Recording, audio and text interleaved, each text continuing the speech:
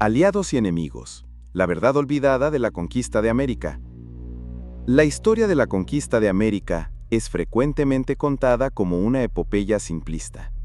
Europeos, armados con pólvora, espadas de acero, caballos y enfermedades devastadoras, llegaron y subyugaron a millones de nativos de forma casi instantánea. Sin embargo, esta narrativa, aunque contiene elementos de verdad, plantea una pregunta incómoda.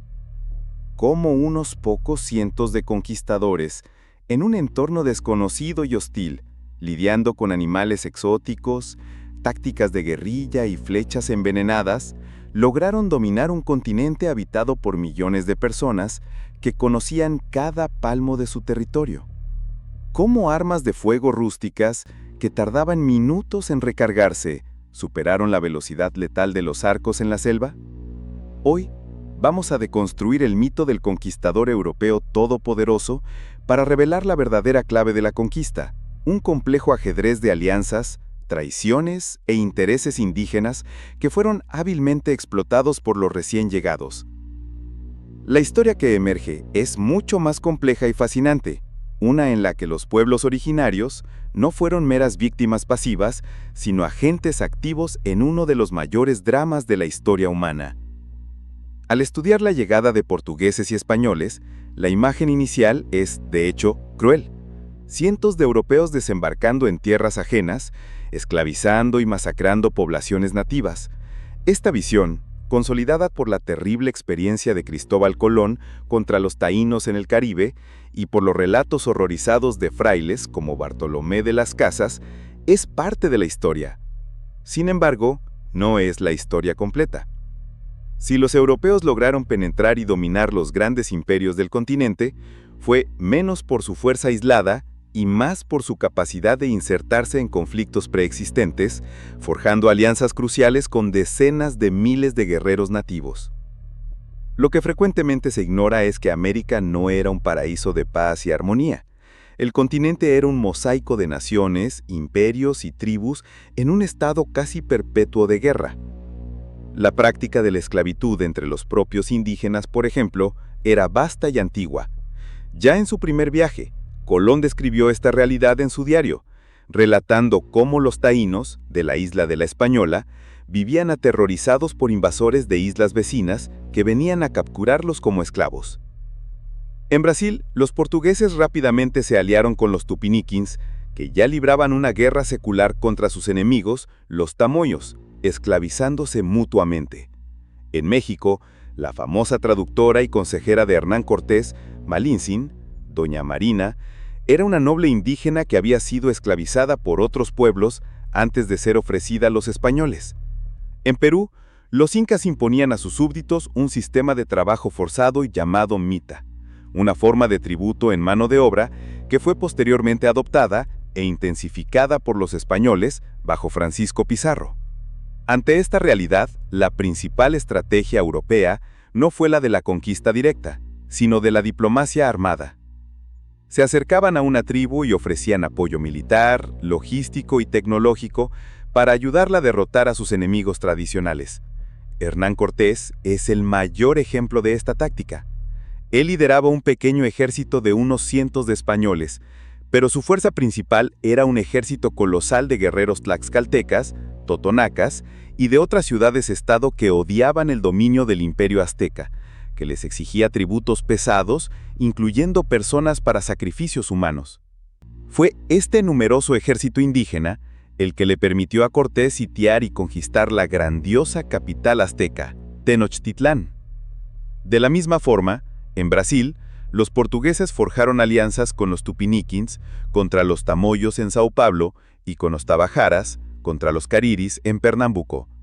Sin estos acuerdos y el profundo conocimiento del terreno proporcionado por sus aliados nativos, los conquistadores jamás habrían prosperado. Por más que cañones y caballería fueran decisivos en campo abierto, en la densa selva americana, la rapidez y la letalidad de las flechas indígenas eran supremas. Cuando los europeos encontraban pueblos unidos y hostiles, el resultado era frecuentemente desastroso para ellos. El primer intento de fundar Buenos Aires, en 1516, terminó con el líder de la expedición, Juan Díaz de Solís, y sus hombres siendo asesinados y devorados por guerreros guaraníes. Francisco Hernández de Córdoba, al desembarcar en Yucatán, fue brutalmente repelido por los mayas en la ciudad de Champotón y murió poco después debido a las heridas. El caso de Pedro de Valdivia, conquistador de Chile, es aún más aterrador. Fue capturado por los mapuches y, según relatos, le arrancaron y comieron sus antebrazos frente a él antes de ser ejecutado. Incluso cuando vencían una batalla, los líderes más astutos, como Cortés, usaban la victoria no para subyugar, sino para negociar. Tras vencer a los mayas chontales en la batalla de Centla, liberó a los prisioneros y ofreció una alianza al cacique derrotado, transformando enemigos en socios. Cortés sabía que una guerra a largo plazo, luchando solo contra millones, sería suicida. Usó y abusó de la diplomacia para construir para sí mismo un temible ejército indígena. Es un error pensar que los nativos estaban unidos, pero también lo es creer que los europeos eran un bloque cohesivo. La ambición generó innumerables conflictos sangrientos entre los propios conquistadores. Vasco Núñez de Balboa, el descubridor del Océano Pacífico, fue traicionado y ejecutado por su propio yerno. La expedición de Cortés a México fue, en sí misma, un acto de rebelión contra el gobernador de Cuba, Diego Velázquez, quien envió tropas para arrestarlo en medio de la conquista. En Perú, la rivalidad entre Francisco Pizarro y Diego de Almagro culminó en una guerra civil abierta entre españoles. Ambos líderes acabarían asesinados como resultado de este conflicto. Para consolidar las alianzas con los nativos, los ibéricos recurrieron a dos herramientas poderosas: el matrimonio y la concesión de títulos de nobleza. El matrimonio interracial fue activamente incentivado por la corona española ya en 1514. Conquistadores como Pizarro y el gobernador de Chile Martín García de Loyola se casaron con princesas incas. En Brasil, figuras como Jerónimo de Albuquerque y el náufrago Caramurú se casaron con mujeres indígenas, pacificando territorios y garantizando aliados leales. Esta política contrasta fuertemente con la segregación practicada por los colonizadores ingleses en América del Norte, explicando, en gran parte, por qué América Latina es una sociedad profundamente mestiza.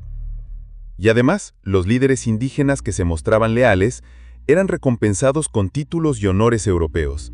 En Brasil, guerreros como Felipe Camarón y Arariboya fueron admitidos en la prestigiosa Orden de Cristo. En la América española, caciques como Nicolás de San Luis Montañés se convirtieron en caballeros de la Orden de Santiago, y los herederos de Moctezuma recibieron un ducado en España, que existe hasta hoy. Lo que se revela al mirar más allá del mito es que la conquista de América fue una historia repleta de contradicciones, intereses diversos y protagonismo de todos los lados. Lejos de la imagen del buen salvaje, que no comprendía lo que sucedía, los pueblos americanos participaron activamente en los eventos, formando alianzas estratégicas para sus propios fines. Al ajustar la lente de la historia, percibimos que las alianzas, los matrimonios, los títulos y las traiciones pesaron mucho más que las espadas y la pólvora. Quizás al final de cuentas, los conquistadores no vencieron solo por ser más fuertes, sino porque supieron, como nadie, jugar el complejo juego político que ya existía en el continente, un juego cuyos participantes nativos fueron, muchas veces, deliberadamente ocultados de la historia.